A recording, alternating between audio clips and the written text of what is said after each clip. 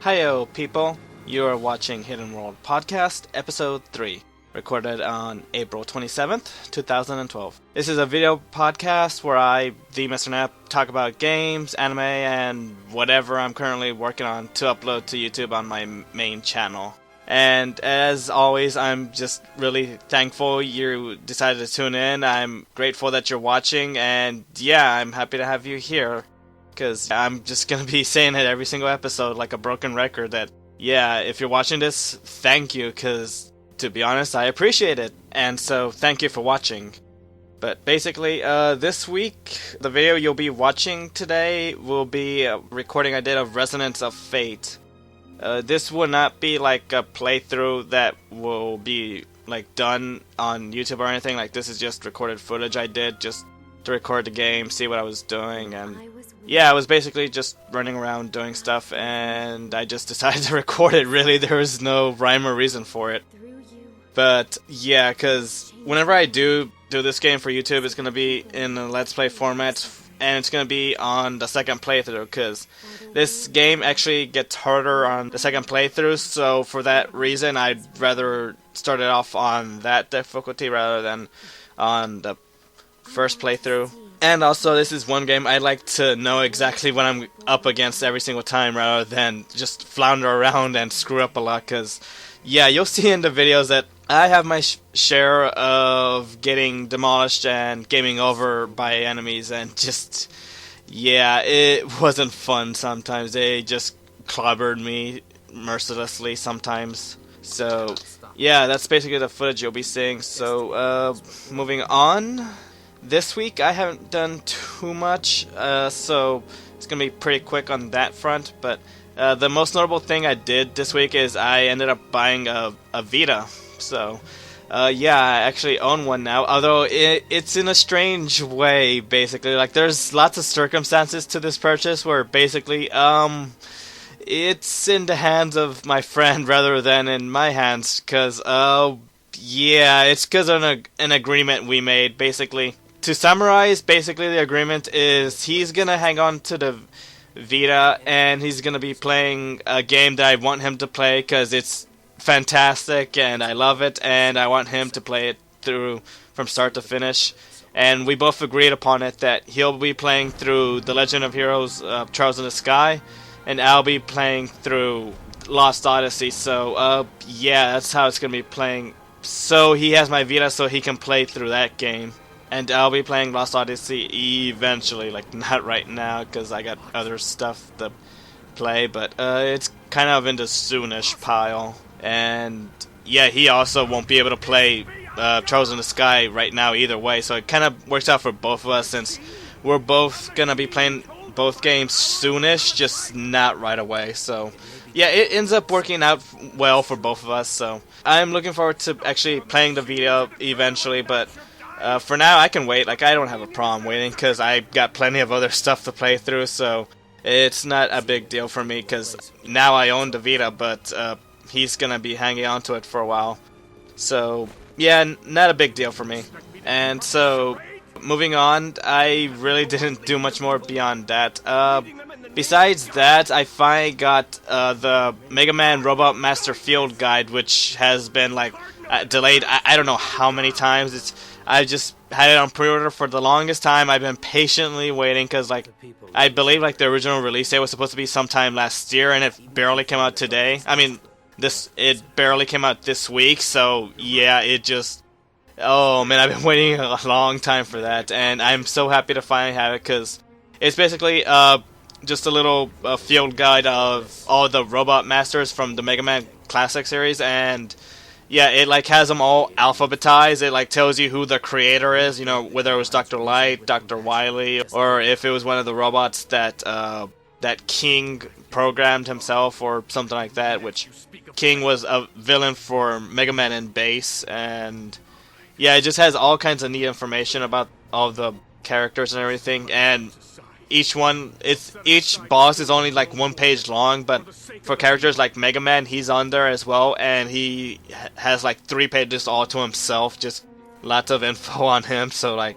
yeah, I haven't actually read through everything, but It's really neat. I've like skimmed through it, just looking at all the bosses, seeing their creators and stuff like that. It's very much for the fans, and I'm a Mega Man fan. Like, I don't know if I've said this enough times yet to make it clear, but yeah, Mega Man is easily my favorite video game series ever. Like, just out of all the video game series, like which ones I enjoy, which ones I love, which ones I like playing and everything, my top favorite is easily the Mega Man series. Just I love all the Mega Mans, or at least all the Mega Mans that are platformers and aren't RPGs. ... Okay, moving on. So, yeah, besides that, in terms of, like, playing, again, it's a pretty abridged version of what I've actually been playing, but, I finally finished this week, Prinny, Can I Really Be the Hero? Specifically, I finished Asagi mode, because for the longest time I've been playing it little by little, and just today, I finished Asagi mode, which is basically, instead of the main quest of the story, which was, like, collecting the Ultra Dessert that Etna wants, instead, we were just chasing around a side character that's, like, been making, like, lots of cameos in the Disgaea series. Like, she's, like, always just been a side character, a secret character, basically, for any of the Nippon Ichi games, and she was here as well, and so they pretty much dedicated this entire like little side story thing to just her and her wanting to become the main character. And yeah, like it was a really silly little side story. It was just a lot of dumb fun, or at least dumb humor, because dumb fun, I'm not sure that's quite the word to describe this mode, because oh man, they made this mode a lot harder than the regular mode, where they just took the same stages as the regular mode, but they changed the layout and enemy placement and everything to make it like 1,000 times harder. Like, especially the last stage. Like, the beginning of the last stage, I almost gave up because it was just so ridiculous. It required the most precise of timing. Just, like, I had to immediately start the first stage by making a jump that I might get killed and knocked to my death, but if I time it right, I can make it to the next platform. And then I had to jump back and make sure, again, my timing is perfect so I don't get knocked down and fall to my death. Because as soon as I jump on this very first platform of the stage, I trigger a couple enemies, so I have to immediately jump back, make sure I don't fall to my death, because there's like fireballs everywhere that will knock me to my death if I'm not careful. And so I have to go back and just pick a fight with as many of them as I can, and then I can actually start proceeding, and from there it's just, oh man, it just gets worse. At least the beginning part of it. Like, actually, as soon as I got past like the first checkpoint, that stage got a lot easier, a lot more bearable. But oh man, like that beginning of the first stage was like so brutal. Like, they weren't even messing around anymore. Just, oh man, Nippon Ichi makes really hard games. Makes really hardcore games, and that was definitely a very hardcore platform. It was ridiculous. Oh man. But yeah, I finally got that under my belt, so I'm happy about that. So aside from video games, like in terms of like anime and stuff that I've been doing, I haven't been doing much. Like, the only thing I'll talk about is like the Hellsing manga, which I just bought like last week. Like, I got it just last week, and I finally just started reading it, because this was a series that I checked out in the library. Like, of all things, I like checked out the manga Hellsing from my local library and like read the series from there, or at least some of it. Like, I didn't have access to everything because my library didn't have all the volumes, and I read them in the weirdest of order. Like, I think the first one I jumped to was volume 2, then the 4, then the 1, and then, like, it was just such a weird order. So this is the first time I'm actually reading it in the correct order, and also, like, I think volume 5 was the furthest I went with the library. So yeah, it's a really weird order, but I'm finally understanding the story for the first time. Like, it feels like I'm reading it for the first time, because it's all going in chronological order this time around, like no jumping around. So the story actually makes sense this time around. And yeah, like Hellsing, I'm not going to insult your intelligence. I'm going to assume you already know what that's all about, because yeah, Hellsing's just one of those like major titles of the anime industry. So like, I'm not going to insult your intelligence and assume you don't know.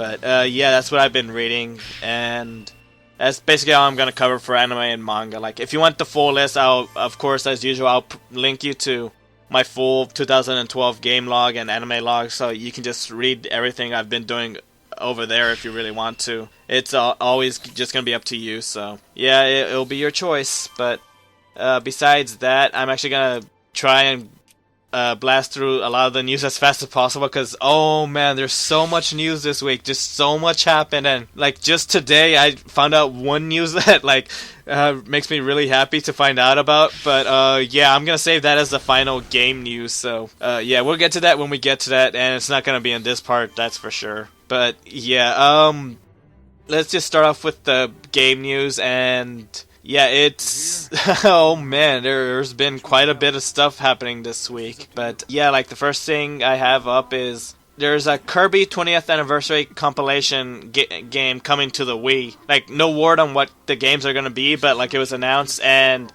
to me personally, like any sort of compilation is gonna be good news to me, because I've never actually bought a Kirby game except for one, like the newest one, the Kirby Return to Dreamland. Like, that's the only Kirby game I've bought, and so yeah, basically a compilation coming to the Wii is good news to me. Like, assuming it comes to the US as well, like I would definitely pick it up, because I would love to just get like a big batch of Kirby games and like play through them, and it's gonna be fun for me, because for the most part I have not really played much of Kirby games. Like, I think I only played one co-op, and I believe it was part of the SNES collection, the Kirby All-Stars I think was the name.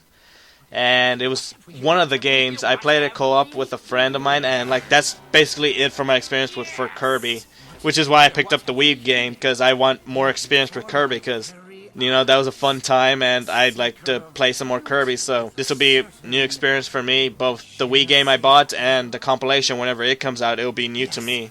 So yeah, that's good news for me. I'm gonna enjoy it for sure, at least based off experience from what I've played. But yeah, I'm just rambling, so moving on. Next up, Aquapazza got delayed to July 26th. Yeah, it was supposed to come out in June. I believe it was going to be coming out in early June, but it got delayed. And for those that don't know, Aquapazza is a fighting game developed by Examu, which is the same developers that developed the Arcana Hearts series. So yeah, it's similar to that, but basically it's a collaboration effort with Aquaplus, and they're using their characters, because Aquaplus is a company that like makes a series, like it makes anime series like Two Heart and Utawara Mono and other stuff like Tears to Tiara and stuff like that. Like, for the average person, like, you probably don't know any of those characters, but like for me, like, I know a good amount of those characters, and so like, you know, this is a fighting game that I'm interested in, because I know like half the cast. And yeah, I've seen like footage of the game already, because you could find like a whole bunch of it, like you're on YouTube, like you can find easily a whole bunch of matches with all the characters, and yeah, it's pretty easy to look it up, and it's something that's just I've been anticipating for a while now, and it got announced for consoles and it got delayed, and it's just like the announcement like came at the worst time. It came about I don't know, like maybe an hour after I placed my pre-order on the game. So like it's like I pre-order it, and then like an hour later they say it's been delayed. It's like, no, why? And it's just like the worst of timing ever, and it's just oh man, just evil timing. But yeah, that's gonna be it for this part. So until next part. A possibility. But you see, this time of year, the forest is filled with beautiful wood sprites. Not a safe place to be. Beautiful, dangerous wood sprites? You might have mentioned that a little sooner, don't you think? You care to explain? The Forest of Idols is quite lovely. The sprites appreciate its beauty. Avoid the sprites if you know what's good for you. Oh, I know what's good for me, all right. Thank you.